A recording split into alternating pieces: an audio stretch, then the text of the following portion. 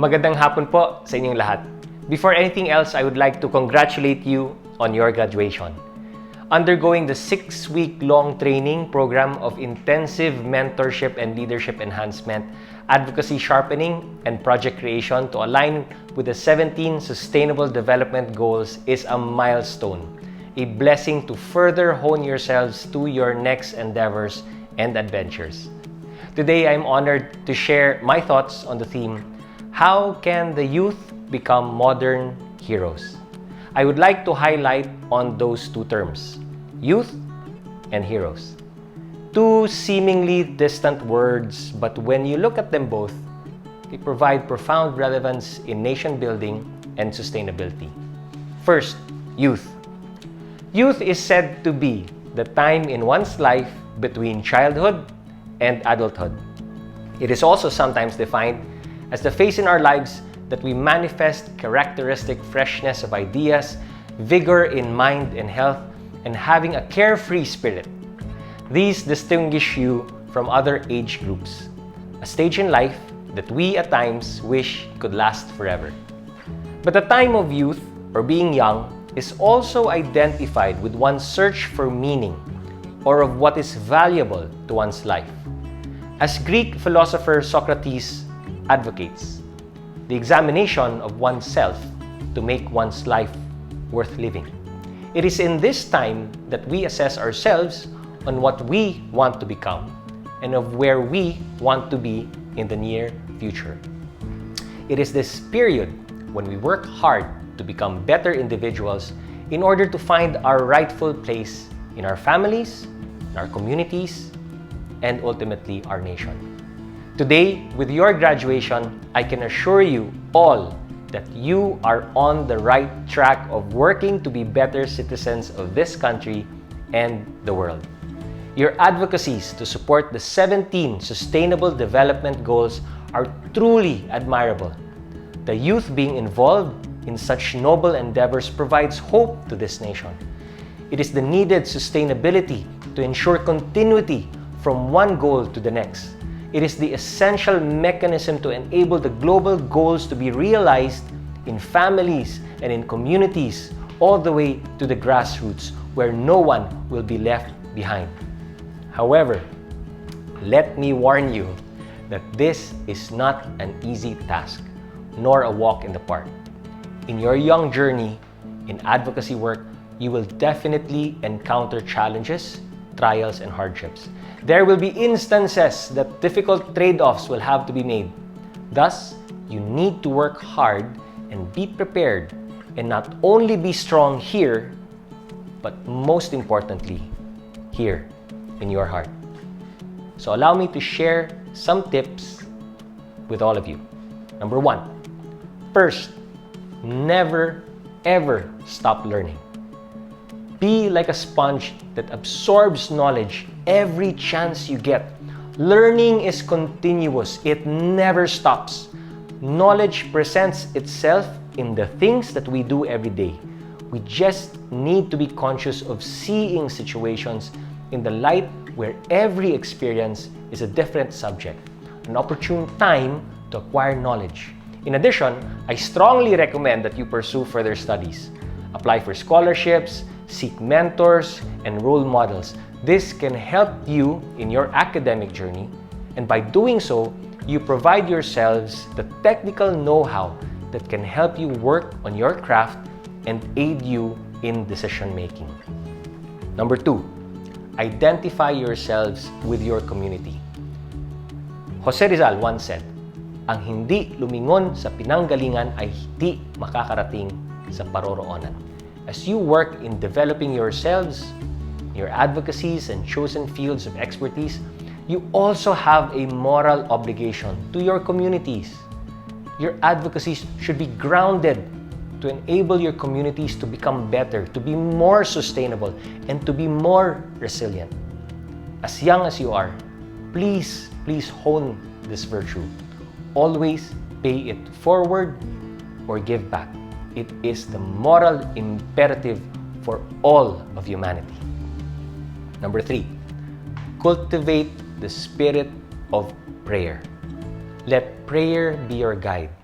in all your decision making, no matter what religion or moral doctrine you have. To believe in a supreme being allows us to be humble.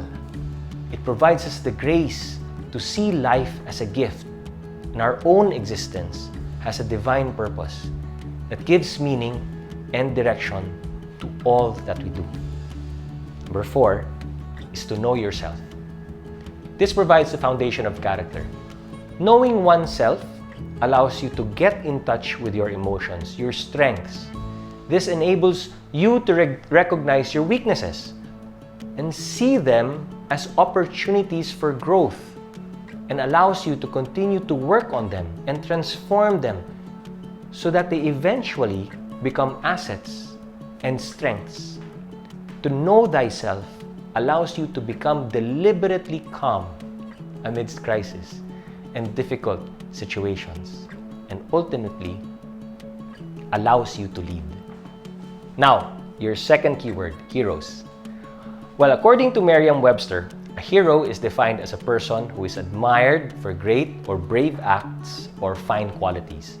They are supremely noble or self-sacrificing and often associated with being courageous, bold, and fearless. It is at this time of your youthfulness that we identify ourselves with individuals we consider as our heroes. Di tayo nagkakalayo ng edad. We all grew up having our favorite superheroes. Medyo sure naman ako na halos pareho tayo kahit papaano ng listahan. So sa DC, meron Superman, Batman, Wonder Woman, Spider-Man, Fantastic Four, Justice League, or the members of the Marvel Universe, Avengers, and the list goes on. Some of us look up to our parents, our siblings, or our friends as heroes. Now, what makes a hero different from us?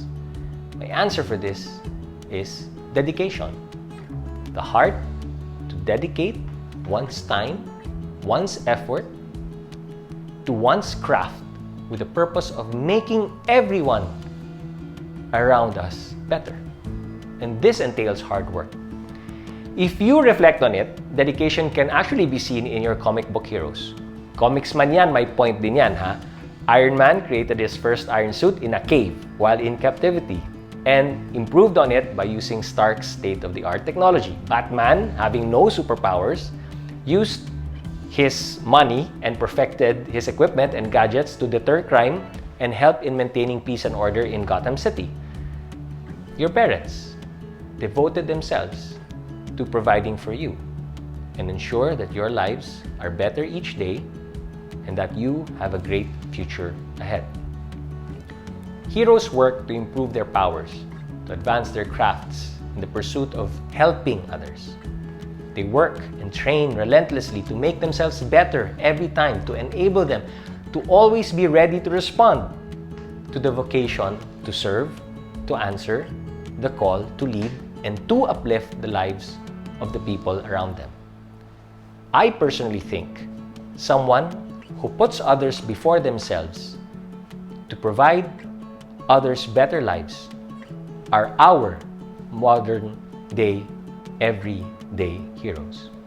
Today, when we think of heroes, the first thing that pops in our head, well, in my head, are our frontliners. It has been 9 months since the pandemic outbreak, and they constantly put their lives, families, and personal feelings on the back burner for their mission. They risk their lives protecting not just a few people, but all Filipino people. It is my prayer that you emulate these acts of heroism. I hope that this spreads like a brush fire to our fellow youth, a domino effect that is very much needed in our society. Your heroic actions, through your advocacies and good deeds, can have ripple effects that can transform an entire community. The community then affects the city. The city can inspire a nation, and a nation can move the world. Never underestimate the cumulative social impact of heroism. Be a hero to someone, but always remember to constantly work on it. Spider-Man's Uncle Ben once said, "With great powers come great responsibility." But allow me to end by quoting Mahatma Gandhi, be the change that you want to see in the world. As young leaders, you are all heroes in your own right. Continue to work on your craft, learn, hone your expertise, and make your advocacies more inclusive of all sectors. Be champions for the downtrodden and the fallen. And remember that life is a journey that we learn from every step of the way. Be passionate and compassionate.